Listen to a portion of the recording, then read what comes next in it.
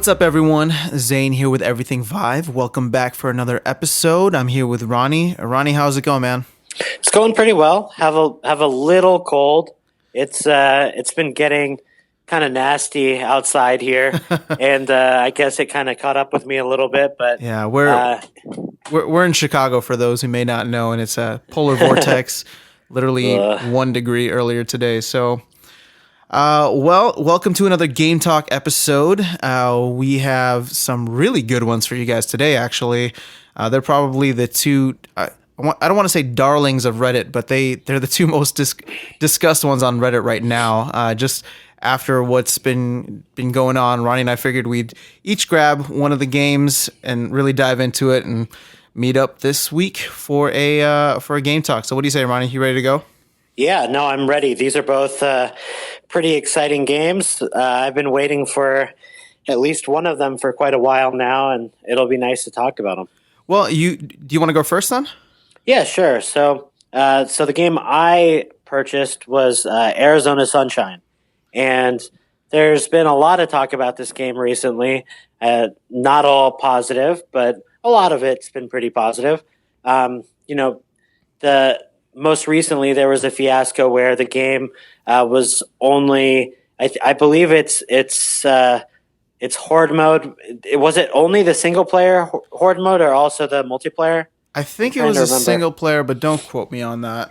Yeah, that was kind of what I was recalling as well. I mean, both of us own. I mean, the story basically was that unless you owned a Core i7 Intel processor, you weren't able to play that mode in the game. And both of us actually have Core i7s, so it wasn't necessarily a sticking point for us. But nonetheless, it was an interesting precedent to set. And after the community kind of outlashed over the issue, the developers came back and ended up unlocking the mode, so everyone has access to it now. I don't want to dwell on that too much, but I just wanted to give a little bit of that background because it is something that people will run into if they do Google or search for the game.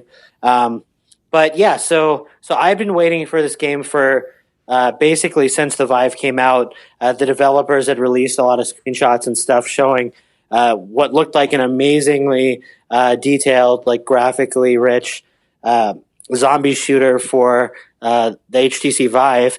And that game, after several months, if not about a year in development, it finally came out, and it's released not only on the Vive, but it also supports the Oculus Rift. And I can say that the game, so far at least in the time that I've spent with the game, turned out really well. So I didn't know if there's any questions you had about it, Zane. I know it's about $40. I got it a little bit cheaper than that because I bought it within the first couple days. But I know you were kind of waiting to see if the price will drop, over the holiday sale a little bit before you pick it up. I mean, what are some of the questions you have about the game? I have seen a bunch of gameplay videos, and I only heard about the game recently is when it was about to come out. I think I had mentioned it to you, and you're like, "Well, wait, no, that's the game I've been waiting for, that I bought the Vive for," and so it looks awesome. In terms of questions, I know you've only had a chance to do the single player because we talked about doing the multiplayer, what is it, just campaign mode, right? Yeah. There's a horde mode and a campaign, but I'm personally more interested in the campaign mode because, really the horde mode sounds like it's kind of a wave-based shooter, and we've played quite a bit of those. Yeah. I think it would still be fun, don't get me wrong, but doing an actual campaign mode with a friend in VR, to me, sounds like a really, really cool opportunity. But no, and we will do it. Like I said, the only reason I'm holding off is I'm going to be out of town for a little bit again, and I figured, you know what, if I'm not going to even have a chance to play it now, I might as well wait and see if the price drops for the Steam sale. And the game that I'm going to discuss, Smashbox Arena, I just bought that and I'm having a fun time with that. But we'll get to that in a second. But yeah, overall, just from what I've seen so far, the campaign looks really in depth. It looks like it's polished more than any other game. I mean, I've played raw data, and again, I haven't obviously been inside the headset for Arizona Sunshine, but it just seems like it has even more polish than that, if that makes sense. Yeah, no, I mean it feels in a lot of ways like a AAA title. I know people bring up that label quite a bit and keep saying that we want more and more AAA titles on the Vive. And even though this doesn't come from necessarily one of those huge developers, it really does have a level of polish. You can tell that they've spent quite a bit of time making this game as fully featured and as graphically detailed as they could, and all of that stuff I thought really comes through. I mean, especially in the brief time that I've spent with the campaign mode so far. There's a lot of voiceover. You feel like there's an actual story. I'm not going to say that I necessarily love the character that you are far. I've heard some of the voiceovers. Interesting guy. Yeah, so I mean that's all right, whatever. But sometimes it's funny, sometimes it's not. But it does give it, it at least gives it a bit of personality. And what I mean, immediately the thing that I thought stood out compared to a lot of the other zombie shooters that I've played on the Vive is just how this will sound bad, but just how realistic and how satisfying all of the dismemberment and I saw that. Yeah, that stuff feels really good. So, I mean, just as far as that's what the fact that this game came out so long after games like Brookhaven Experiment and Containment Initiative and some of these other zombie shooters that are out there kind of takes away a little bit from the novelty of playing a first-person zombie shooter in VR. But at the same time, there's certain elements of this game, of Arizona Sunshine, that really do stand out above those other titles. And like I said, the dismemberment and kind of just the good feel of what it's like to shoot the zombies really adds something adds something really tangible to the experience. Yeah. We're going to come back to that word again, immersion. Just the realisticness of it, you said, the physics of it, everything about it, like it tricks your brain just a little bit more. Obviously, you're still in the game, but instead of just like shooting a zombie and then like them just falling to the floor, all of a sudden, like you're seeing your actions have direct consequences in a very physical sense. You know what I mean? Yeah, no, and I totally agree. And in this game, that stuff feels really great. So that stuff and the environment itself is very detailed. You feel like you're in another place. I think it helps that it's outside in the sunshine. So whereas you're in kind of a dark, dark atmosphere and like raw data. Here you're outside, and I think outdoor areas that are well lit tend to look a little bit better on the Vive screens. Yeah, I mean everybody's commented about how beautiful it actually looks, like the graphics and visual. Yeah, no, it's definitely. I mean, on that front, and it performs really well. I mean, I think just from a technical standpoint, it's excellent. And my only complaint so far is that in the short time that I've played the campaign mode, I feel like I'm basically just teleporting around shooting zombies. And that's not necessarily bad, but I mean, like I said, so far there hasn't really been, like, I'm waiting for a game to kind of mix some of the mechanics of, the gallery or a game like that, where there's more, and maybe that stuff's coming. And this is just my impression from the very beginning of the game. I'm not that far in, maybe, 30, 45 minutes in or so. But so far I've basically been, teleporting around and pushing open gates, and zombies will come at me, usually from the front. And that's another thing. I think some of that stuff may have been designed a little bit around the Oculus Touch, just because it does feel like usually, that's a good point. Yeah. Yeah. Usually the spawn points feel like they're coming at me from about 180 degrees in front of me. So like yes, if I move around a lot and let the zombies kind of circle me, they'll do that. But in general, usually zombies will only kind of pop out in various degrees in front of you and not from the back. Interesting. Okay. So I personally think that that's probably something to do with that because it's very different from like Brookhaven Experiment and I haven't played Horde mode. Maybe Horde mode is going to spawn enemies all around me and it takes from what I've just again I'm talking about from like just seeing videos online. It does seem like they do come from a 360 degree spawn point. So okay. But still, I mean, that's an interesting point that you bring up, just in terms of how it translates from Vive to Rift or Touch. I guess. Yeah. No, so those are my only issues right now, and like I said, some of those things as I play more, and I'm gonna when you get the game, and as I get a chance to get a little bit further and potentially finish the campaign mode, I'll give more of my thoughts. But those are just some of my early impressions right now. Yeah, no, I mean we'll definitely talk about this one more because as soon as I get the game, you and I have a date with Destiny to finish that campaign mode, which I think will be a lot of fun. Yep, and another quick thing, just something that kind of stood out in my playtime with it is a lot of games have kind of more complicated reloading mechanics. Mm-hmm. This game doesn't really, which is a good and a bad thing depending on how you play. So I was having more fun with it. Because basically, in order to drop your magazine out of your gun, you basically press the trackpad on the front of the Vive controller. Yeah.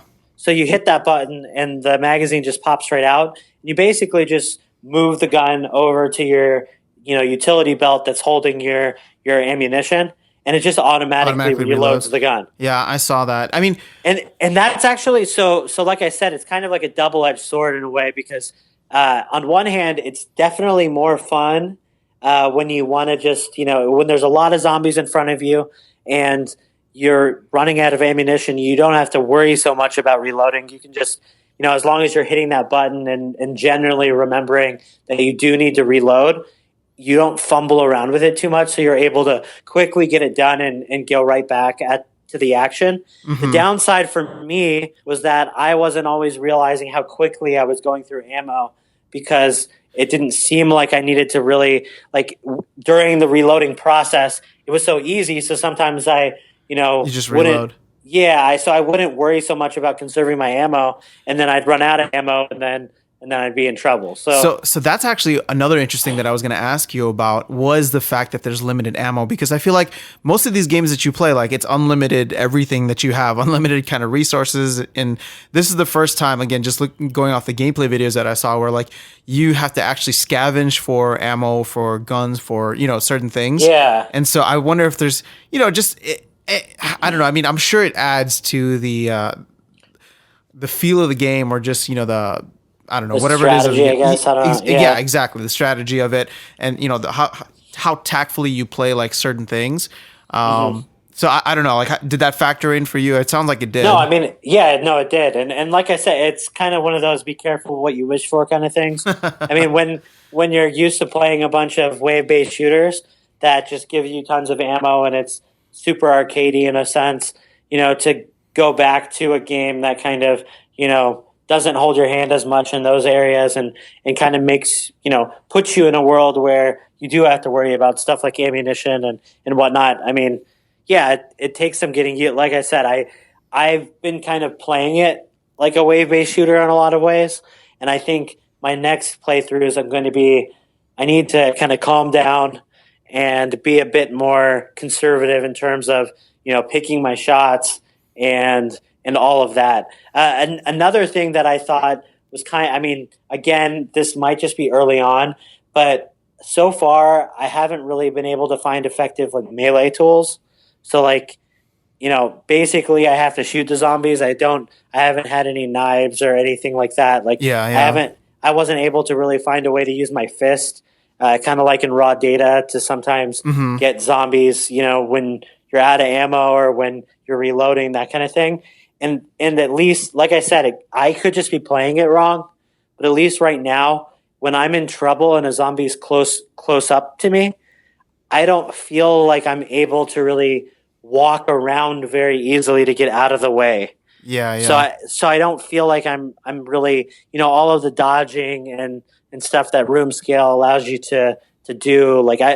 in my short time, I just wasn't very effective at getting that kind of stuff done. So I'm wondering if it's just something that I'm going to have to get used to, or they're going to if there are going to be more weapons and different types of tools that I'm going to gain access to as I get a little bit farther. But that's one thing that, so far I've, been a little bit, missing, and I'm hoping that, as I play more that stuff's gonna change. But anyway, so those are some of my thoughts. I mean, overall, I think like I was saying earlier, the environment's amazing. The feedback from shooting the zombies and all of that is a tier above most of the other stuff that's out there right now. So it is a very quality title. You can tell where the time went in polishing and finishing this product. And I mean it's definitely I haven't played enough yet to be able to say for sure that it's worth the $40 price point, but from what I've seen so far, I can definitely say that there's a good chance it is worth that price. But Cool. I'll tell you more as the next few days go. These are just initial thoughts. I think you and I will cover this game again once we've had a chance to go through the campaign mode together, and give some of our thoughts then as well. But I did have one question for you, and I'm still trying to figure out in my head how to phrase this. Sure. But let me just blurt it out, I guess. This was not an early access title at any point. Like, it came out. Is that correct? Like, it just came out? That's my understanding. I mean, I know at least it's possible that people were, had opportunities to play it in its beta forms. I don't know. I didn't see any of that kind of footage out there. But I do know that, I had the game on my wish list since I got my Vive, and they continually kind of pushed out the release date, and this was the first time that you were able to access it in Steam. So yeah, I don't think it was ever an early access title as far as I know.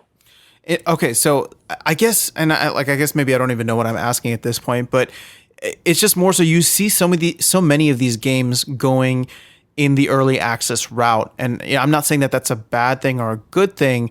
Obviously, people who have who invest in the game when it's early access can provide a lot of feedback to developers, but you see such a polished title like this come out with probably, not early access. Like, I'm just curious, like, what are your thoughts now on, like, okay, seeing a title that comes out that wasn't early access versus seeing all these, really cool games out actually that are, still in early access, but like, does that really help development, or should developers, I don't know. I guess it's just interesting to see like the most popular game or one of the most polished games out there not having gone through the early access phase, which most of the great games and memorable games on the Vive are right now. You know what I mean? Yeah, no, I totally know you. That's a very good point. I mean, without knowing too much about, what went into the development of this game so far, I personally think this game may have done a little bit, but I don't know. It's just a hard one. Do you know what I'm saying? Like, and I don't even know how to even think about that properly. But it's no. I totally know. So I mean, when you were phrasing your question, a lot of things are going through my mind. Basically, okay, so Arizona Sunshine is a great example of a game that took a long time to develop, and rather than allowing the community to kind of, buy the game early and tag along during that process of developing the game from its early stages into more of a full-fledged title, they decided to keep it under wraps, to not release it, and to wait a while and get the game, more polished, more finished before they released it. And then they charged a higher price. It's not considered an early access title, and then they're going from there, I guess. I mean, there was a lot of like hype and anticipation, and this was before the i7 processor thing came up. I mean, people were just generally excited about the game without ever even having played it, and so I don't know. I just, not that any of the games that are out there now are technically losing steam, but it just seems like I don't know. Like, I'm trying to figure out which model works better. And I'm not a developer, so I'm not even in a position Yeah. to see how that would benefit either way. But you know Yeah. what I mean? Like, I just feel like there are a lot of games that come out early access. People are like really excited about it. And then all of a sudden, like the next cool thing comes out. And before you have a finished product, all of a sudden you're kind of stuck with people, being drawn to the next shiny object or next shiny light type of thing. So Yeah, no, that's a good point. I mean, I think in a lot of ways, maybe on the Vive, I think whenever you first release, especially if you're going to have a multiplayer game, that's for certain. Whenever you first release, I mean, the bulk of your users are going to play that game for the first few weeks, and then I think the sales are going to trail off. So, I mean, for me, I know I didn't even really have to think twice when the game came out. I wasn't, trying to go online to see what people were saying about the product all that much because I had waited for it for so long. yeah, As yeah. long as it seemed somewhat positive, I knew I was interested enough to pick it up just to see for myself. So then, yeah, I don't know. So, but that's a really good. I'd be curious to see what its ultimate sales are going to look like versus some of the other titles that were in a similar spot but are considered early access. Like a good comparison would be like Raw Data, for example, versus Arizona Sunshine, because I do think Raw Data had a similar following early on in its development. So Yeah. prior to it being released in Steam as an early access title, people had some beta access before it was released or alpha. I don't know what they were referring to it as, but people, there was hype building around it, and then it released as an early access title, and people jumped on it. And I think Arizona Sunshine could have done the same thing. I think it had that groundswell, and if they would have released, back in, I don't know, May or June or something like that, rather than waiting till now, at least from the screenshots, if it would have been in a finished enough state to at least get something out there, even just like a horde mode type game, then that might have worked. But then I wonder if they could have gotten away with charging $40 for it. They might have only Yeah. No, you're right. only gotten away with like 30 or 25 or probably. I'm imagining for some reason in my brain 30 seems like it would have been, and maybe that's what Raw Data was, but something a little bit lower, but still kind of a premium price. But anyways, I mean, I do think that they could have sold the game back then if it was far enough with less modes and less polish, and assuming it would have been okay. They probably would have But I gotten think quite there's a bit of just something sales. about a finished product. You know what I mean? Like, there's Yeah. just something that people get excited about. And like, okay, if the game had like tanked and flopped and it wasn't good, like that's fine. But you had a game that came out that was actually very great in gameplay. And we're just talking about the game in terms of the gameplay and everything aside from all the drama that happened with it. Yeah. Ultimately, like people were like, "This is a fantastic game. Like, I'm really enjoying it." And so I don't know. I mean, well, let's not dwell on it too much. For some reason, No. it just kind of like I was just like thinking about it, and I'm like, I don't know. Like, I don't know how to think of like what would make more sense if you were to start out today, or like, you know what I mean? Like, just Yeah. so. But yeah, I mean, well, No, it's an interesting conversation, and I'm sure developers that are working on these titles really have to think long and hard about what makes sense for them. And I think it would also probably depend on what type of workflow you have. Like, are you able to get out a product early enough along in the cycle that has enough functionality to it that it makes sense to offer it as an early access title? I mean, I wonder, I mean, some games you would think that people are working on assets, people are working on this, people are working on that, Yeah. and the product doesn't actually fully come together as something that's, satisfying and playable until kind of later on in the process. So I bet there's not like a one answer kind of fits all situation. no, of course not. But yeah, I don't know. But yeah, no, but it's interesting. No, because it is pretty cool to think that. Yeah, I mean, when you were asking me that, I was going and checking out my Steam account just to make sure it didn't say early access next to it. And when I saw that, there was something about that kind of felt okay, cool. Like that it feels good to know that I purchased something that's that the developers thought was finished enough to kind of put their stamp on it, and because they don't have to make that caveat that, oh, but it's a work in progress. Yeah, yeah, no, exactly. Now, I feel like people just approach things differently. Like it's difficult to describe and maybe even difficult to like pinpoint exactly, but there's just a different mentality and different perspective when you think about like, oh, okay, I'm playing something that is still improvable. So, on one hand, you kind of have lower expectations, and on the other hand, like you're looking for things. Yeah, I guess that's what it is. You're looking for like early access or unfinished products. Like you're looking for things that can improve, whether rather than like something that is already a finished product. You're just kind of evaluating it for what it is. Does it make sense? Yeah, no, that does make sense. So Actually, I don't know. It's just a different mindset, and I'm not saying one is better than the other because I'm really happy with a lot of the early access titles that are out there right now, and that like not necessarily that I've been a part of, but being able to like kind of witness the development of certain games and how they've progressed with community, community feedback, and with developers kind of learning what works, what doesn't, as time goes on. Yeah, so I don't know. yeah, no, that's a good question though, and a good point. I mean, I'm sure going forward we're gonna see more and more uh, titles that are fully released, and Yeah. comparing those to some of the early access titles. It'll be Yeah. interesting. Well, I mean, now that there's kind of like a benchmark for it too. Like if you can make a game that is as polished as something like Arizona Sunshine, and if you're working on a game that is as polished, then all of a sudden you have to be like, you at least you can think to yourself, hey, we don't have to go the early access route with this. We can just, we know we have something that's good enough, and that will sell like whenever the time is ready for it to be released. So.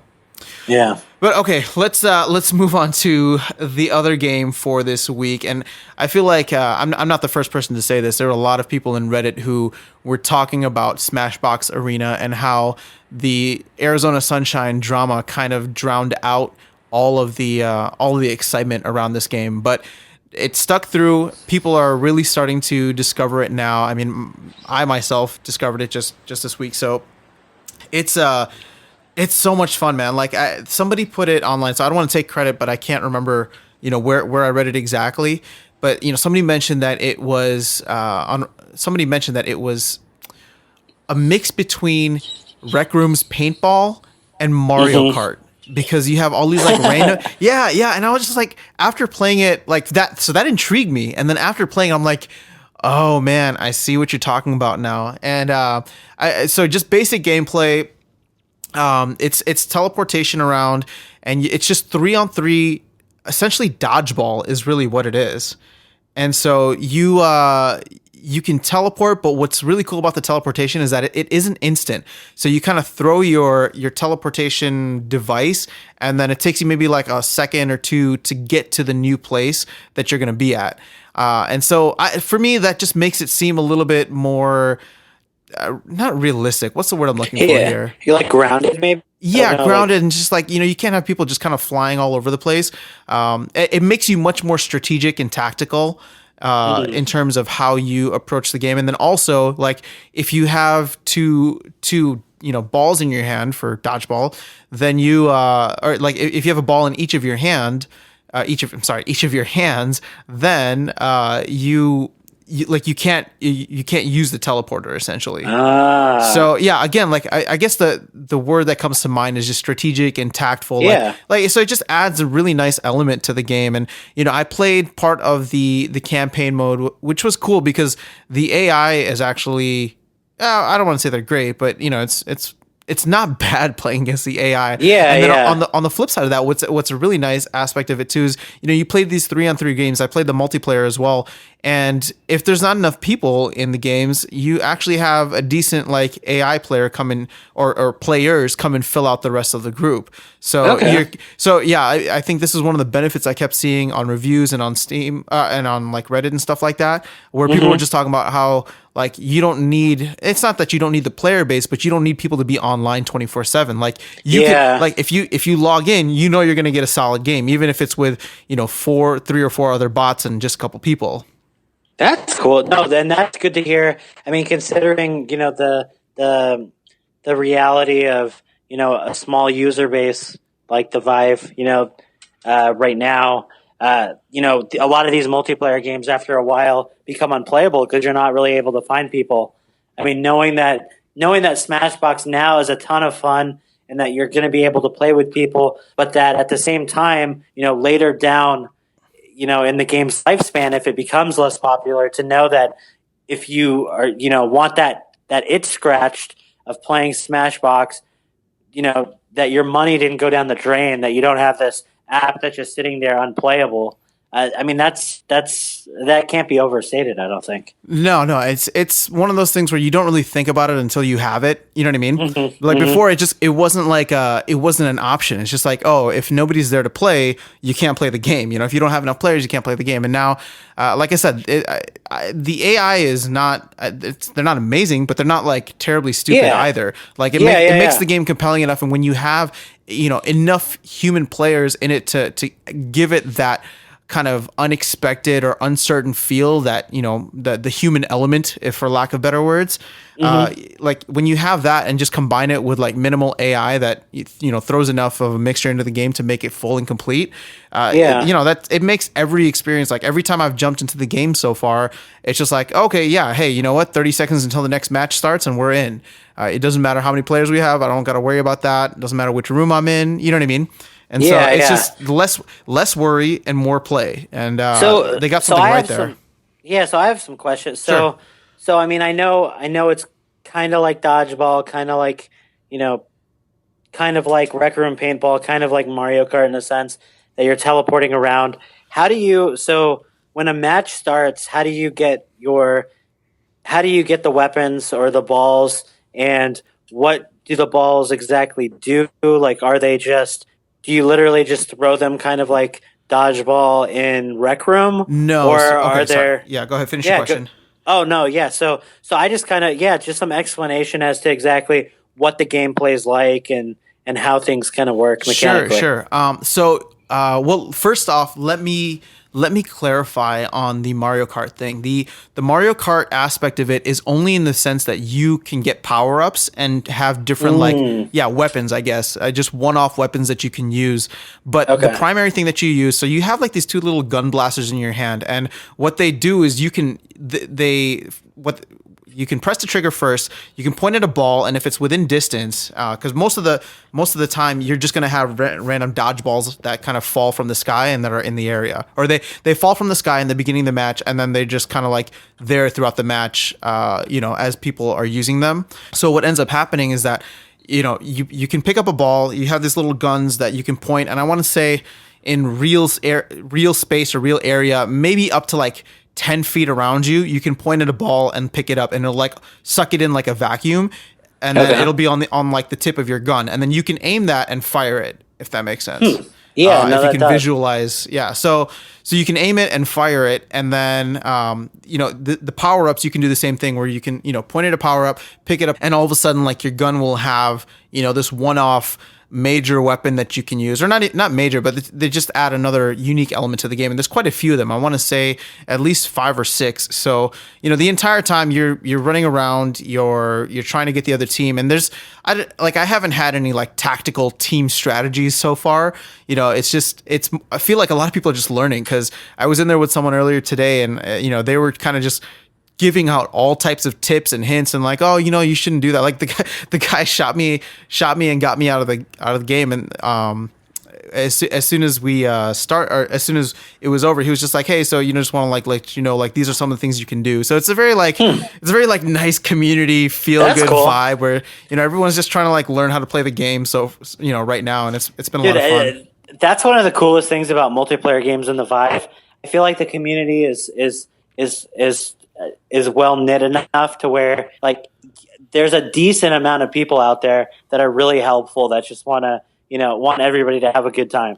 Yeah, and I think that's a big part of it too. Like people want others to have a good experience, because then you have more people coming back to play this game. You know what I mean? Yeah. And so it's cool. At least I don't know. I would hope that the majority of people are. But let me also really quickly mention, when you do get out in a game, I don't know why other games haven't implemented this before, but there's this type of like God mode almost where all of a sudden you become gigantic and you see the entire board and everyone like, or the entire map and everyone in it. And these maps aren't that big. So like you're standing over it and like the size of a person now becomes the size of like your fist.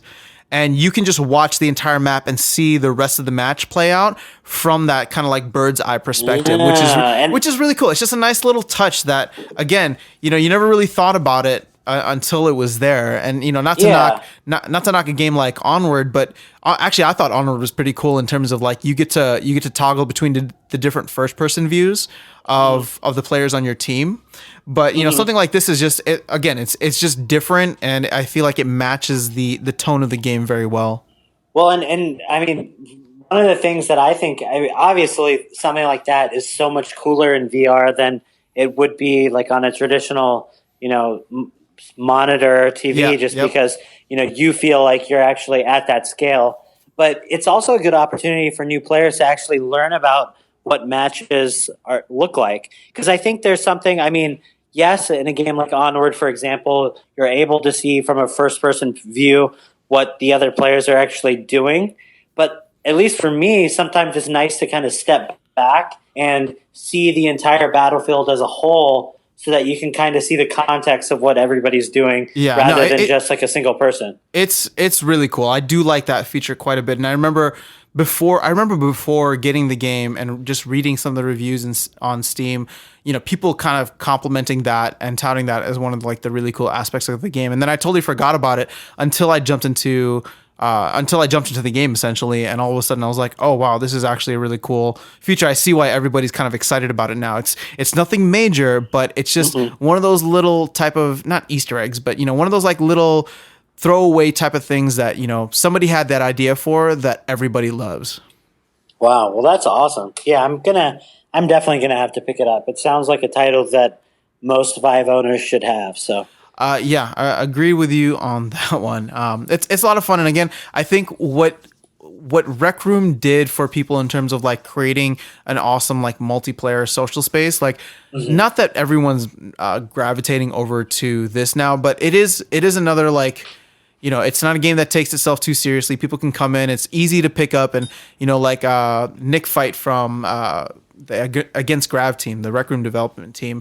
I love how he mentioned like what they do for their games is they come up with something that is really easy to pick up, but then the learning curve gets steep. So like it's really easy to play the game, but it's difficult to master. And I feel like this is another game. Maybe it's because it's like similar to paintball in terms of, you know, style and tonality, but it really has that element, which I feel makes, you know, is making it as successful as it is right now.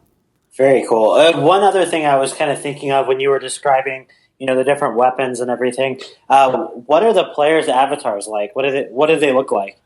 It's cartoony. And so, but there's the full face, body. I can't remember if there's arms, but there's definitely hands for guns, or just guns as hands. And so, but yeah, it's cartoony. Like I think when I started off, like I had the face of like a seal pup or something like that. It looks like there's like orc faces for other people, but everybody's the same size. So there's just some like green faces. There's people and there's animals, and so yeah, it's very cartoony and very lighthearted. Which again, like I said, it just matches like the tonality of it, because at the end of the day, sorry, you're playing a game of dodgeball.